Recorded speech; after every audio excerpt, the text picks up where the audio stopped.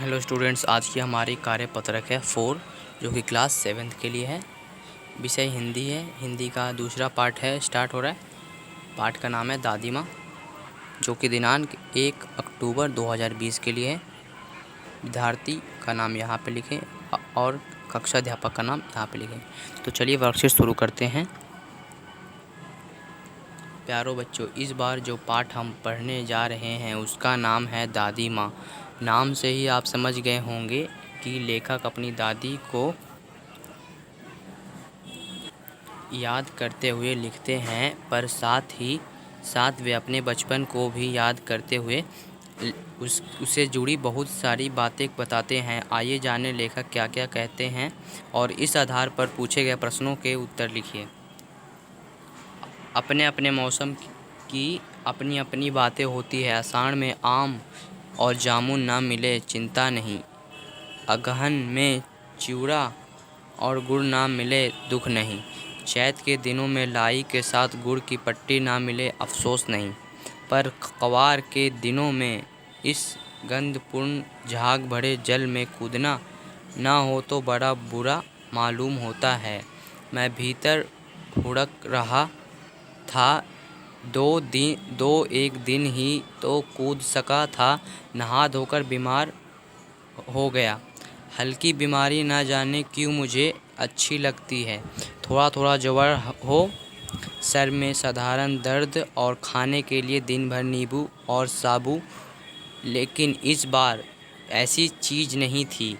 ज्वर जो चढ़ा तो चढ़ता ही गया, रजाई पर रजाई और उतरा रात 12 बजे। तो उसका ज्वर उतरा 12 बजे। शब्द: मित्रता, चिवड़ा चिड़वा, हुड़क तड़प, ज्वर मतलब बुखार, साबु मतलब साबूदाना। साबूदाना। तो प्रश्न नंबर 1 है हमारा, लेखक ने कौन कौन से हिंदी महीनों की बात की है? बड़ों से पूछकर सभी महीनों के नाम लिखिए। तो यहाँ पे हिंदी के महीने हैं आषाढ़ और अगहन और क्या चैत और कवार, ये सब का है, मगर हमें 12 महीनों के नाम लिखने हैं जो हिंदी के हैं। तो चलिए लिखते हैं। तो हमारा पहला क्वेश्चन कहाँ से इस तरफ है, आषाढ़ अगहन चैत और कवार की बात की गई है लेखक द्वारा, मगर हमें 12 महीनों के नाम लिखने हैं। तो लिखते हैं चैत बैसाख जेठ आषाढ़ श्रावण भाद्रपद आश्विन कार्तिक मार्गशीर्ष पौष माघ और फागुन है 12 महीनों के नाम जो हिंदी में है। तो आप इन्हें याद रखिए, ये कभी भी पूछा जा सकता है। चलिए प्रश्न नंबर 2 हमारा है, गद्यांश में कौन कौन से खाद्य पदार्थों के बारे में बताया गया है? तो आपको बहुत सारे खाद्य पदार्थ दिख रहे होंगे यहाँ पे, जैसे कि हुर्क, चिवड़ा, साबु, नींबू, ऐसी बहुत सारी है। चलिए इन्हें लिखते हैं। तो हमारा दूसरा क्वेश्चन का आंसर है चिवड़ा, गुड़, आम, जामुन, लाई, गुड़ की पट्टी, नींबू और साबूदाना। इस पाठ में खाद्य पदार्थ के नाम लिए गए हैं। हमारा प्रश्न नंबर 3 है, लेखक बीमार कैसे हुए, उसे कैसी बीमारी पसंद है? तो हम अभी ऊपर पढ़े थे कि वह गंधपूर्ण झाग भरे जल में कूदकर बीमार हो गए और उसे हल्की बीमारी पसंद है, जैसे कि थोड़ा थोड़ा ज्वर हो, सर में साधारण दर्द और खाने के लिए दिन भर नींबू, इस तरह का दर्द पसंद है। चलिए करते हैं इसका आंसर। तो हमारा प्रश्न नंबर 3 का आंसर हो जाएगा, लेखक गंधपूर्ण झाग भरे जल में कूदकर और नहा धोकर बीमार हो गया। लेखक को हल्की बीमारी अच्छी लगती है। तो लेखक को हल्की बीमारी अच्छी लगती है, जैसे कि सर में दर्द, हल्का ज्वर और हल्का साधारण दर्द सर में, इस तरह का दर्द लेखक को पसंद है।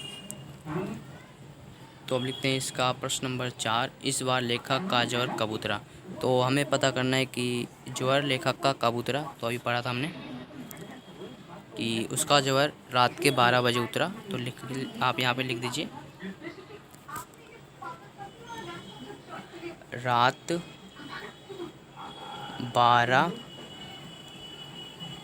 12 बजे उतरा, ये हमारा उत्तर हो जाएगा।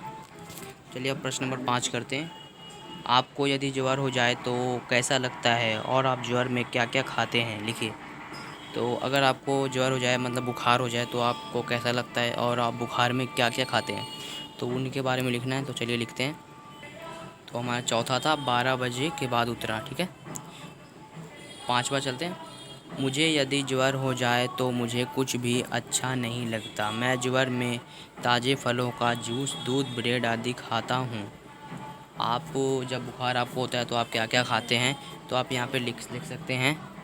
इस तरह से हमारा आज का वर्कशीट कंप्लीट होता है। तो जाने से पहले मेरे चैनल को सब्सक्राइब कर दें और इस वीडियो को लाइक कर दें, लाइक कर दीजिए और कमेंट कर दीजिए।